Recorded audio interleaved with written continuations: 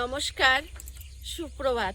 সীমা natural ব্লগের আরও একটি নতুন পর্বে আপনাদের সকলকে অনেক অনেক স্বাগত জানিয়ে সম্পূর্ণ নতুন ভিডিও নিয়ে উপস্থিত হয়েছি। তো দেখতে থাকুন পর্বটা, আশা করছি ভালো লাগবে। আর ভালো লাগলে লাইক কমেন্ট শেয়ার করার অনুরোধ রইল। আর নতুন বন্ধু হলে চ্যানেলটি সাবস্ক্রাইব করে অবশ্যই অল নোটিফিকেশান অন করে দেবেন। প্রতিদিন রাতে বৃষ্টি হচ্ছে, গত রাতেও ঝড় বৃষ্টি হয়েছে। এখন মাটি ভিজে, ঘাস ভিজে, এখনো সুরভিদের বের করা হয়নি, এবার বের করব। কি উচ্ছে দেখো, আমাদের কাছে উচ্ছে হয়েছে। কত বড় হয়েছে? এই তো করলা উচ্ছে, না না এই দিশি উচ্ছে, এই না করলা আছে এর মধ্যে? করলা আছে, এই যে এইগুলো করলার জালি, এই যে এই ছোট ছোট উচ্ছেগুলো, এগুলো করলা হবে। আর এইগুলো দিশি উচ্ছে, এই যে হয়েছে একটা, পেকে যাওয়ার মতো হয়েছে, তুলে নিতে হবে। আর এই যে এখন এখানে দুটো দুটো হয়েছে, এই যে ভালো ফুল এসছে, ভালো হলে হবে, কিন্তু গাছ ভালো আছে, এখন হবে। পোকা না লাগুক তো।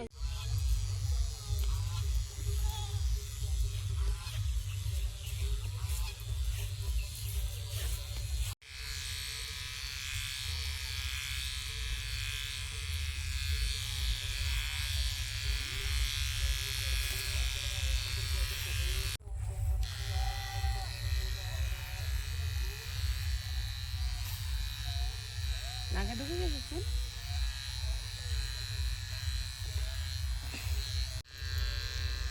আয়ুষ, কোথায় তুমি? চুল কাটা দেখো, আগের বারে কি করেছিল আমার মনে আছে? বলো তো, আমরা করিনি। তোমার মেশিন খুলে পড়েছিল। আগের বারে এত বড় একটা গর্ত করে দিয়েছিল। তোমার মেশিন যদি খুলে যায় তাহলে আমি প্রিয়াঙ্কা তখন ছিলে এখানে? হ্যাঁ, মেশিন যদি পড়লে ছিল তো। ছিল না? হ্যাঁ, আগের বারে ভিডিওটা করা হয়নি, শুধু এমনি চুল কাটা হয়েছে। হ্যাঁ ভিডিও করা ছিল তো, গত হওয়ার। হ্যাঁ, আমি ক্যামেরাম্যান ছিলাম। ও ক্যামেরাম্যান ছিল না? তুই একেবারে টাক বার করে দিয়েছিল আয়ুষ। এখনো ভালো হয় মিলেনি ছোট। সদ্য হয়ে গেল। সদ্য হয়ে গেছে? আমারটা মানে নিয়েছে। আমার একবার করে তুমি আয়ুষের কতবার টাক বের করে দিছিলে? আমি তোমার করে দিয়েছিলাম। আয়ুষ সদ্য হয়েছে? হ্যাঁ, কাটানোর জন্য মার্কেটে সরকার নিয়েছে। বাহ, এরকমই হবে? হ্যাঁ, বাইরের পরিবেশটা বিকেলটা একদম থমথমে হয়ে আছে, মেঘ করেছে প্রচন্ড হারে। ওখানে কি মারবো আর বলো? কাটছি? একদম একটু হাওয়া বাতাস কিচ্ছু নেই, মানে পুরো শান্ত হয়ে আছে। এই মাঠকে মাঠ, জমির মাঝখানে আমরা চারটে প্রাণী এখানে, চারটে প্রাণী আমরা এখানে, আর একটা মানুষজন পশু পাখি কিচ্ছু দেখা যাচ্ছে না। আর চারিদিকটা একদম থমথমে। বারবার করে জিজ্ঞাসা করতে টাকলা হবে ভাবি। 5টা মুরগির বাচ্চার সঙ্গে একটা শিম্পাঞ্জি ছোট মতো। আচ্ছা আচ্ছা, কি খবর? এক লেভেলের চলো না এখানে। এটা মোড়ো হবে। হ্যাঁ তুই নে, ধরেছিস কেন? ছাড় ছাড়, ছেড়ে দে। ও কত ধরে নিপার নিয়েছি? এই মরে যাবে। কেন তুই কি জানিস?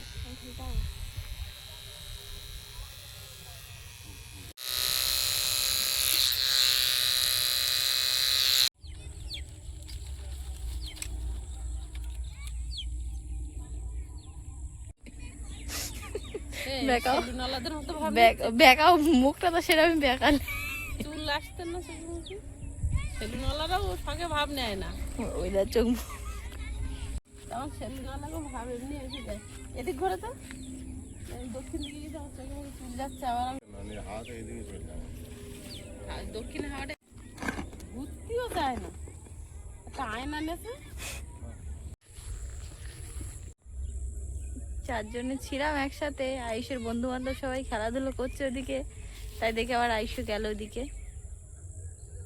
বিশেষ কেউ না, আয়ুষ, দীপ আর হচ্ছে দীপা, ওরা 2 ভাই বোন। আর ওই ছেলেটাকে আমি ঠিক চিনি না।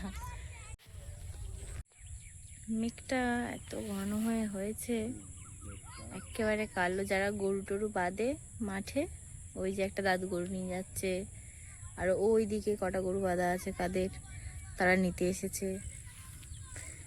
বৃষ্টিটা পড়ার অপেক্ষা, আমাদের শুক্কুরির দড়িটা ধরে ছুট ঘরে একদম আমাদের।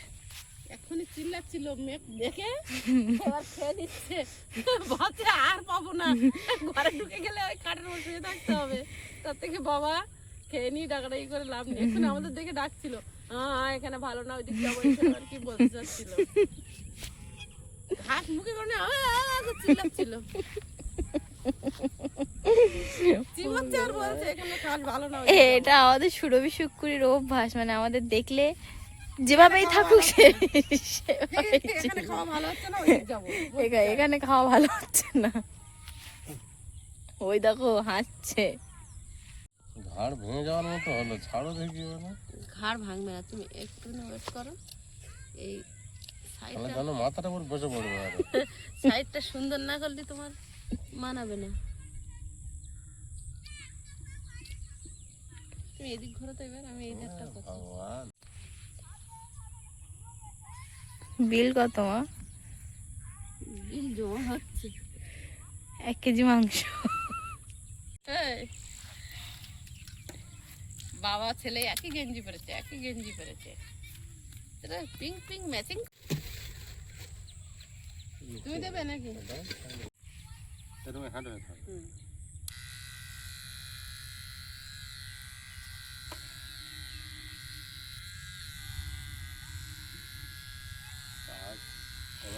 দাও না তো, দুপুর ভোর বসেছিল, দাওনি।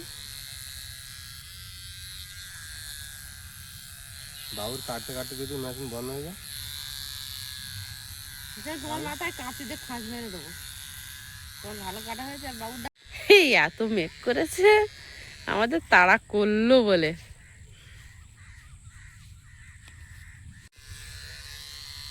মাথা ফেলা আয়ুষের চুল খুব বেড়ে যায়।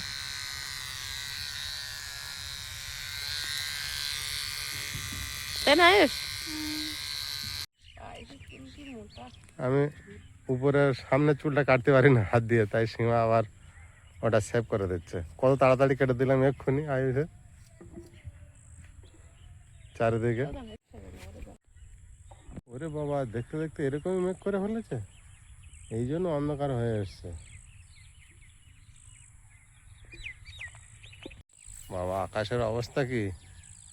একটা ঝাপটা দেবে, কাট তুলে দিছি মানে বিশাল জোরে একটা বৃষ্টি আসবে। চলো সীমা, তাড়াতাড়ি ঘরে। তুমি তাড়াতাড়ি হাত চালাও সীমা। তো গায়ে তো পড়বে, বিভৎস মেঘ করেছে। গিলে খাচ্ছে, হ্যাঁ, মনে হচ্ছে গিলতে আসছে। এই সোজা দাগ পড়েছে, বিভৎস মেঘ। এই জায়গাটা একটা সোজা দাগ পড়েছে, আর মনে হচ্ছে আকাশটা ওইখানে পুকুর তো ভরে গেছে। আজকের বৃষ্টি হলে মাছ সব মাঠে উঠে যাবে। ছোটবেলা ওই পাড়ার থেকে দৌড়ে দৌড়ে আমি এত দূরে আসতাম যে ওখানে গেলে মনে হয় মাটির সাথে মিশে গেছে, কিন্তু না, আকাশ তো আকাশ, আকাশ তো কখনো মাটির সাথে মেশে না। ওখানে দেখে মনে হচ্ছে ওখানে গিয়ে মিশে গেছে, ছুটে যাইকে ধরি, তা তো হবে না। আরে ঝড় উঠে গেছে, তোরা চলে আয়, প্রিয়াঙ্কা থাকে, তুই ঘরে আয়।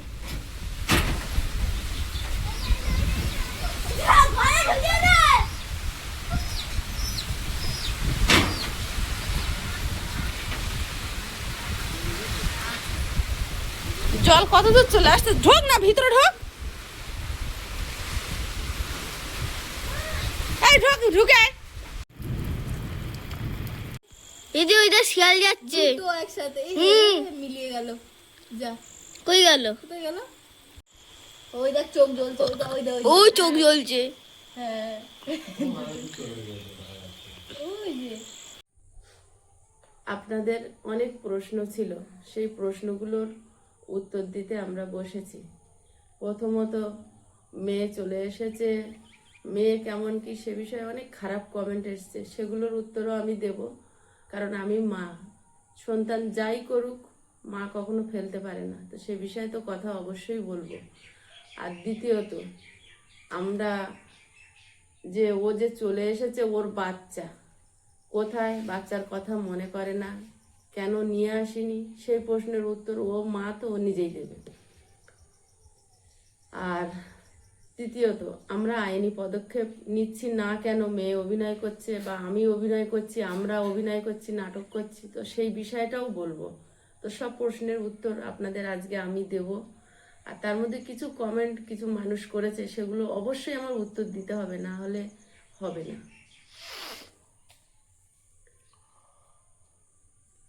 তো তার জন্য আজকে বসেছি এখানে। তো প্রিয়াঙ্কা প্রথমে বলুক যে বাচ্চা কথাটা। এবার 1 বছর বয়স, 1 বছর 9 মাস, 9 মাস না, 1 বছর বয়স, 1 বছরের জন্মদিনটা হয়েছিল। তারপরে আমাকে নিয়ে এখান থেকে ব্যাঙ্গালোরে চলে গিয়েছিল। এবার আমি তো প্রথমে একদমই না, যে অত ছোট বাচ্চা রেখে আমি যাব না, কিন্তু এত ঋণদানায় নিজে ডুবে গিয়েছিল। দিয়ে আমাকে তখন বলা হলো যে দুজন মিলে যাই, গিয়ে কাজবাজ করে শোধ করে দিয়ে 1 বছরের মধ্যে চলে আসবো। এবারে আমি যেদিন যাচ্ছি সেদিনও অবধি আমি মানে সেদিন দুপুর অবধি যে আমি যাব এমন কোনো পরিকল্পনা নেই, আমি যাব না। আমাকে মানে জোর করে অন্যভাবে মাথার দিব্যি দিয়ে তারপরে এক প্রকার মানে ইমোশনাল ব্ল্যাকমেল যেটা হয়, ঠিক তেমন ভাবে আমাকে বলে করে এখান থেকে নিয়ে যাওয়া হয়েছিল প্রথম ব্যাঙ্গালোরে। এবার আমি কোনো দিনও আমার মানে আমি ছোট থেকে এত বড় হয়েছি, কোনোদিনও কাজ বাজ কি কোনোদিন মা বাবার সাথে থাকতাম, খেতাম দিতাম, পড়াশুনো করতাম, আমি কখনো কাজ বাজ কি কিচ্ছু কোনোদিন কিছু করিনি, এই প্রথম। এবার ব্যাঙ্গালোরে যাব কিভাবে যোগাযোগ, ব্যাঙ্গালোরে গেলাম, ছেলেটাকে রেখে দিয়ে কোনো যাওয়ার ইচ্ছা নেই। আমি বলছি ছেলেটাকে নিয়ে যাই, ও বলছে না, ছেলে নিয়ে গেলে দুজনে কাজ করতে পারবো না। আমার যে মামা থাকে ব্যাঙ্গালোরে, উনিও আমাদের বললেন যে ছেলেটাকে নিয়ে আয়, তুই না হয় রুমে থাকিস, ও কাজ করবে। কিন্তু তখন ও নিজেই বলল যে না, ছেলেটাকে রেখে যাই 1 বছরের জন্য, ও সেই আমার বাবা মার কাছে কমফোর্টেবলি থাকে, ও ওখানে থাক, কোনো অসুবিধা নেই, আমার বাবা মা ওকে ভালোভাবে দেখে রাখবে, আমাদের থেকে যত্নে রাখবে আমার বাবা মা।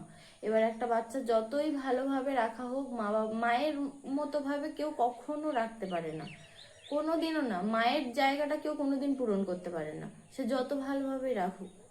এবার তা আমি বলবো না যে আমার বাচ্চাকে দেখেনি বা কি, উনি খুব ভালোবাসেন, উনি ভালোভাবে দেখেন, ঠাকুমা হিসেবে যতটা কর্তব্য করার চেষ্টা করেন।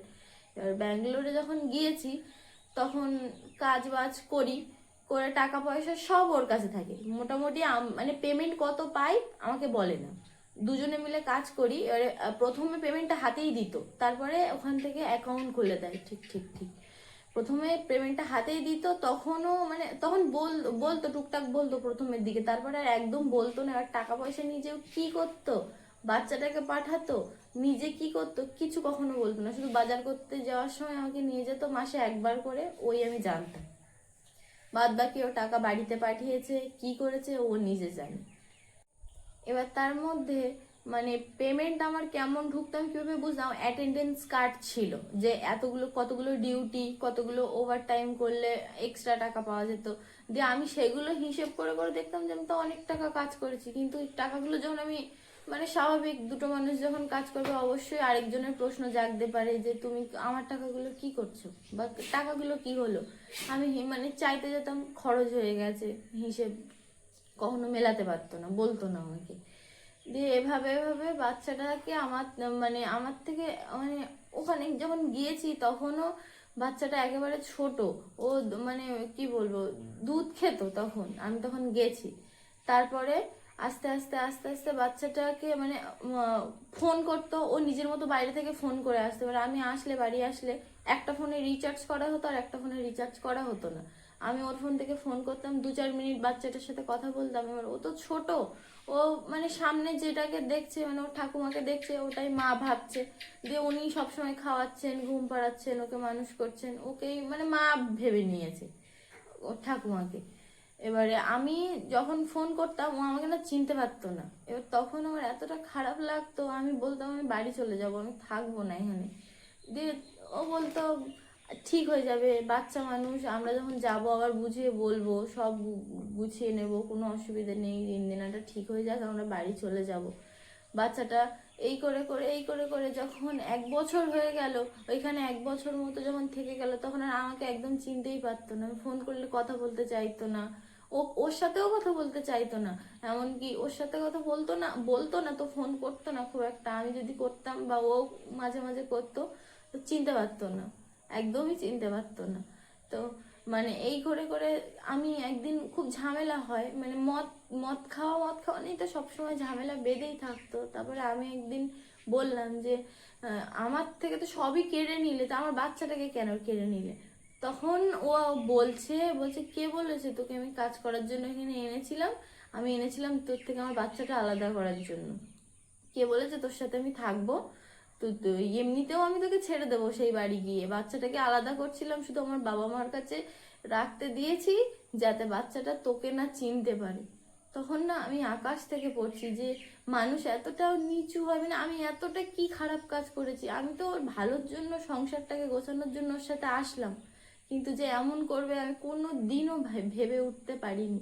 এই করে করে বাচ্চাটার থেকে আমাকে দূরে রেখে রেখে বাচ্চাটা আমাকে একদম চেনে না।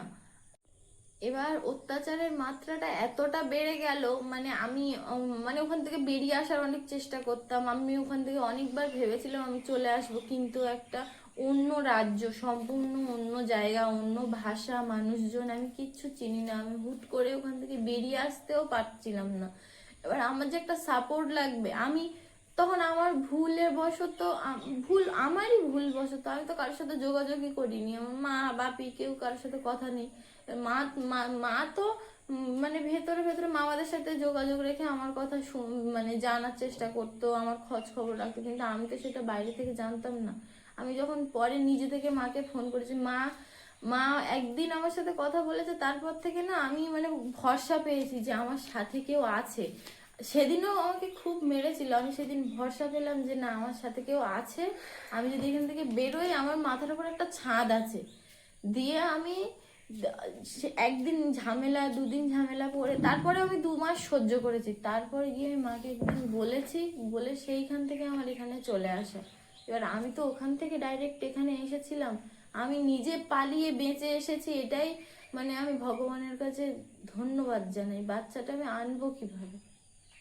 আমি তো এসছি ওখান থেকে ডাইরেক্ট এখানে, আর আমি যদি যাই ওরা আমাকে মেরে দেবে আমি জানি একদম। মানে এমন এমন মানুষের সাথে আমার মা আর পারবে না, তুমি আর চিন্তা করো না। আর আপনারা যে কথাটা বারবার বলছেন বা কমেন্টে লিখেছেন যে আইনি ব্যবস্থা নিচ্ছেন না কেন, ও এসে বলেছিল কি মা আমার বাচ্চাটা ওখানে আছে, তা আমি এখন কোনো আইনি ব্যবস্থা নেব না, আমার বাচ্চাটার যেন কোনো প্রভাব না পড়ে। আমি বলি আইনি ব্যবস্থা নিলে তোমার বাচ্চার কোনো প্রভাব পড়বে না, তোমার বাচ্চা তুমি পাবে। তারপরে এখন সেইভাবে আমি বললাম ঠিক আছে এসছো কিছুদিন থাকো। তারপরে ও বললো যদি ও কোনো ডিস্টার্ব করে তাহলে আইনি ব্যবস্থা নিও না হয়। তো অনেকদিন চুপচাপ ছিল, কিন্তু আগের দিনে আপনারা জানেন যে আমাদের ন্যাচারালে কোনো ভিডিও যায়নি। সেদিন হঠাৎ ফোন করে, তো যেদিন ন্যাচারালে ভিডিও যায়নি ওদিন একটা ঝামেলা হয়েছে। আপনারা অনেকে যারা আমাদের ভিডিও দেখতে দেখতে আমাদের বাড়ির মানুষ, কাছের মানুষ হয়ে গেছেন, তারা কিন্তু অলরেডি বুঝতে পারেন যে আমরা আমাদের মুখ দেখে বুঝতে পারেন যে আমরা কোন মানসিক পরিস্থিতির মধ্য দিয়ে যাচ্ছি। তো সেদিন একটা ঝামেলা হয়েছে। তো মানুষ যে এতটা খারাপ, মানুষের মুখের ভাষাও যে এতটা খারাপ, তো সেই দিনের ওই দিনে আমাদের অভিজ্ঞতাটা হয়েছে যে মানুষ এমনও ভাষা ইউজ করতে পারে। তো তার জন্য আমরা, আপনারা যে বলছেন সে আইনি পদক্ষেপ নেওয়ার কথা, আমরা কিন্তু আইনিভাবে হাঁটতে শুরু করেছি, আইনি পদক্ষেপ নিচ্ছি। কারণ না নিয়ে আমাদের কোনো আর উপায় নেই। আমরা ভেবেছিলাম, আমি সেদিনও আইনি পদক্ষেপ নিতে গিয়ে নেইনি যেদিনও চলে গেছিল। তো সেদিনও আমি সে ভিডিওতেও বলেছিলাম যে আপনাদের, আর কিন্তু এবার আর ছাড়া যাবে না, এবার আমরা আইনিভাবে এগোচ্ছি। কারণ একটা মানুষ বারবার অন্যায় করে যাবে, তার অন্যায়কে বারবার তো ক্ষমা করা যায় না। ও চলে এসছে 2 মাস হয়ে গেছে, আমরা কিন্তু প্রথমের দিকে আইনি ঝামেলায় জড়াইনি। যে আমরা একটা মিউচুয়াল করতে চেয়েছিলাম বা নাবালকের বিয়ে, সেই বিয়েটা নিয়ে কোর্টে উঠলে অনেক জলঘোলা হবে, তার জন্য আমরা মিউচুয়াল ডিভোর্স যেভাবে করা যায় বা থানার থেকে লিখিত পড়িতে এরকম একটা কিছু চাইছিলাম। কিন্তু না, এখন কোর্টে উঠতে হবে বা কেস কাবারি করতে হবে, সবটা তো আর সোশ্যাল মিডিয়াতে বলা যায় না। তো আপনাদেরকে বলতে বাধ্য হচ্ছি, কারণ আপনারা ঘরের লোক হয়ে গেছেন। আমরা এবার আইনি পদক্ষেপ নিয়েছি ফাইনালি। তারপরে এবার কোর্ট থেকে বাচ্চা পাওনা হবে কি, ওর কাছে আসবে কি হবে, সেটা ভবিষ্যতে এখন কেস কাবাডি চলবে, তারপরে বোঝা যাবে। আর একটা কথা যেটা না বললেই নয়, আমার এই যে হাতের এখানটা কেটে গেছে, এটা আমি ওষুধ দিয়ে সারার চেষ্টা করছি। ইনফেকশন হয়ে গেছিলো, অনেক দিন ধরে কাজ করতে ঠিক করে পারি না। ও কাজগুলো করে, মাছ কাটা, বাসন মাজা। তো আমি এই আঙুলটা তো সারিয়ে তুলতে চাইবো, আমি তো চাইবো না যে আঙুলটা পচে যাচ্ছে বলে এখান থেকে কেটে বাদ দিয়ে দিই। এই কথাটা বলছি তার একটাই কারণ, ও একটা ভুল করেছে, আমরা প্রথমেও বলেছি, ওও বলেছে। তাহলে আপনারা কিছু মানুষ এমনভাবে কমেন্ট করছেন, মেয়ে এসছে, শনি এসছে, ওকে বিদায় করে দাও, ওকে দেখতে চাই না। সবাইকে বলছি না, মানে 2-4 জন মানুষ, 10 থেকে 12 জন এমনভাবে কমেন্ট করছেন। একটা 19 বছরের মেয়ে 15 বছর বয়সে, 16 বছর বয়সে ভুল করেছে, এটা বয়সের ধর্ম ছিল না। ও চোখ মুখ বেঁকিয়ে কথা বলে, ওর কথা বলার ধরন আলাদা, ও তোমাকে ফাঁসাবে। সন্তান যদি বাবা মাকে ফাঁসায়, ফাঁসাচ্ছে না কে বলেছে, ভুরি ভুরি হচ্ছে। তো তাই বলে আমি ফেলে দেবো একটা বাচ্চাকে? আমি আমার আয়ুষকে আর প্রিয়াঙ্কাকে আমি আলাদা করে দেখবো? হয়তো ও অন্যায় করেছে, আমি 2 কথা বলবো, বকবো, শাসন করব। হ্যাঁ, জীবনের একটা বড় ভুল করেছে, ওর জীবনের একটা অংশ ও নষ্ট করে ফেলেছে, কিন্তু সেটা তো জীবন তো শেষ হয়ে যায়নি। ওকে তো নতুনভাবে বাঁচার প্রেরণা দেব আমি যতদিন বেঁচে আছি। তার জন্য যদি ও আবার আমাকে ঠকায়, ও আবার আমাকে ছেড়ে চলে যায়, ও আবার কোনো ভুল করে, সেটা ও এখন আর ছোট নেই, এখন 18+, তাহলে সেটা সে ভবিষ্যতে ও বুঝবে। কিন্তু বাবা মা হিসেবে আমাদের যেটুকু করার, সেটুকু থেকে আমরা কি করে মুখ ফিরিয়ে নিই?